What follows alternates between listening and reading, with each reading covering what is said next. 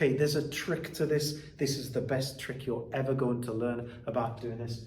You position yourself in a corner like this while coaching the person on the pads. And this way, when you're looking, you only need to look 90 degrees around to look at everybody else in the room. If you do what a lot of instructors do and put yourself in the middle of the room, someone's behind you that you can't see. In this video, I'm going to give you an opinion on how to introduce somebody brand new to a boxing fitness class or boxercise class. How do you do it? Not which techniques do you choose, but how do you incorporate them? What is the mechanism by which you can do this? The first thing we've got to do is we've got to consider our prime directive. And the most important thing that you will ever do is you teach them safe technique so they don't get injured. Okay, this includes such things as thumb outside the hand, etc. You should know all of these things if you're going to be teaching this. This is your prime directive. It is more important than everything else that you will do is to make sure that they are safe. That's on you. So the first and best method of doing this is an induction. So before the class, either immediately before the class, maybe for 15 minutes thereabouts, they come up and you teach them the basics before they're introduced and integrated into that class. Alternatively, you can offer them a personal training session. Alternatively, you can show them downstairs while you're waiting to go upstairs to your class, but they need to turn up around about 15 minutes before they do the class. This is the best method of doing it, time allowing. The second best method is that they join in with you, the instructor. So as part of your warm-up, you should be teaching basic technique anyway, not just running people around the room, but you should be teaching them some basic technique anyway, always to recap the basics. So they join in with you for the first few rounds. So if it's a circuit-based class or a pad-based class, they join in with you. You can then ensure that their technique is safe. You keep an eye on everybody else. Okay, there's a trick to this. This is the best trick you're ever going to learn about doing this.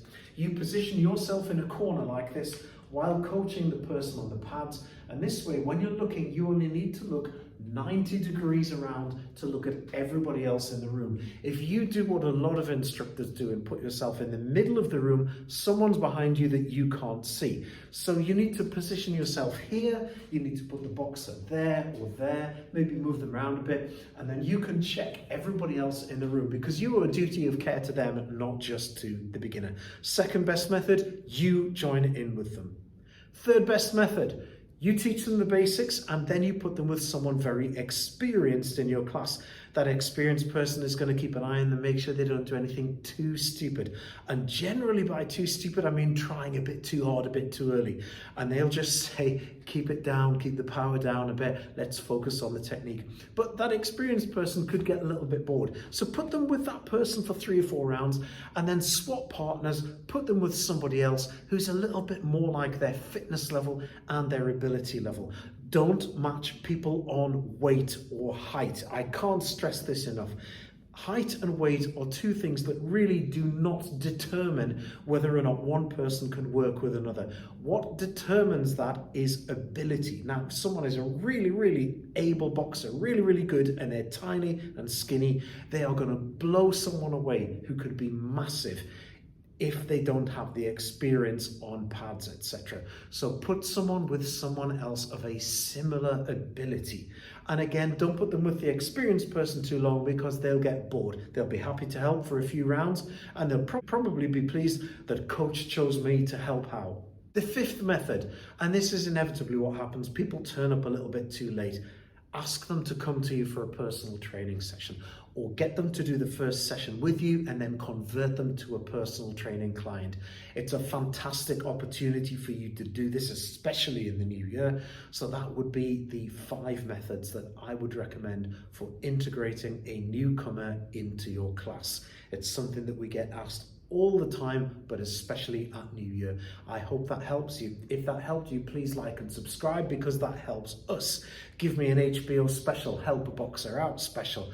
Most of our content is aimed at coaches. Some of it's aimed at boxers and participants. But if you're going to be coaching this and teaching this, like and subscribe and we'll be able to help with some more videos. Cheers.